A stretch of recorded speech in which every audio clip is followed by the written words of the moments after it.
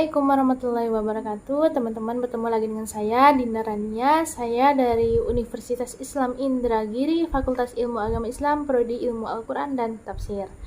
Baiklah, hari ini saya akan membahas tentang naber. Sebelumnya, video ini saya buat adalah untuk memenuhi tugas mata kuliah Tahsin dan Tajwid Al-Quran oleh dosen pembimbing Pak Ridho Waidi STHI MA.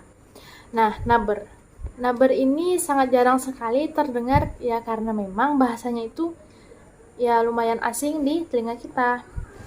Saya akan menjelaskan dulu apa itu yang dimaksud dengan naber. Naber adalah tekanan pada suku kata atau huruf tertentu dari huruf-huruf yang ada pada suatu lafaz.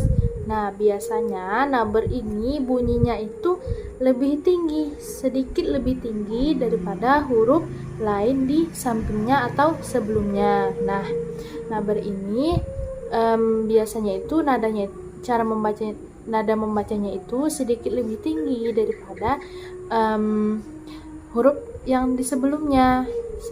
Naber ini terletak pada 5 tempat. Pada 5 tempat, saya akan memberikan beberapa contoh tentang cara membaca naber. Yang pertama yaitu wakaf pada huruf yang bertasydid. Ini dikatakan juga naber karena ya ini bagian daripada naber tersebut. Wakaf pada huruf yang bertasydid. Contohnya yaitu seperti al-haqqo. Maka cara membacanya yaitu ditahan sebelum diwakafkan. Al-haqqo. Wabas mustaqir.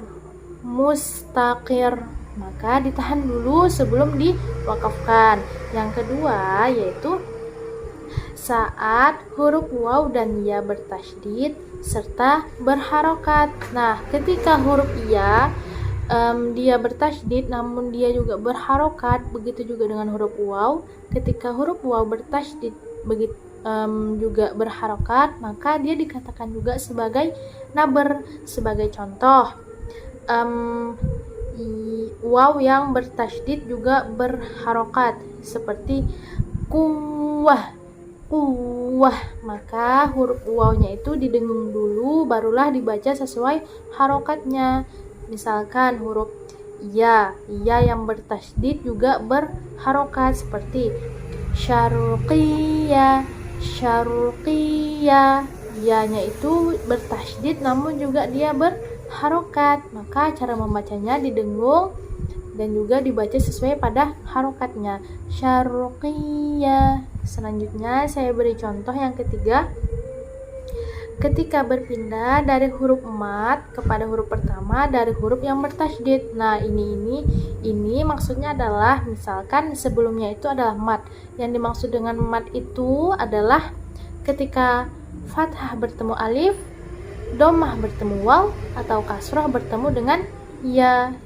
Biasanya mat ini dibaca sepanjang 2 harakat. Nah, setelah daripada mat ini dia ada huruf yang bertasydid, maka mat ini dibaca panjang dan langsung dimasukkan kepada huruf yang bertasydid. Sebagai contoh, pada surah Al-Fatihah itu ada seperti walau dhalin.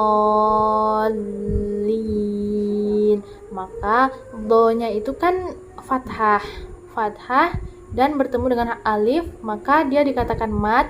Setelah mat itu ada huruf lam bertasydid, maka setelah membaca mat sepanjang 2 harakat dimasukkan dengan huruf yang bertasydid yaitu la waladhdallin. Maka itu juga dikatakan sebagai naber. Yang keempat yaitu wakaf pada hamzah yang didahului huruf-huruf mat atau lin.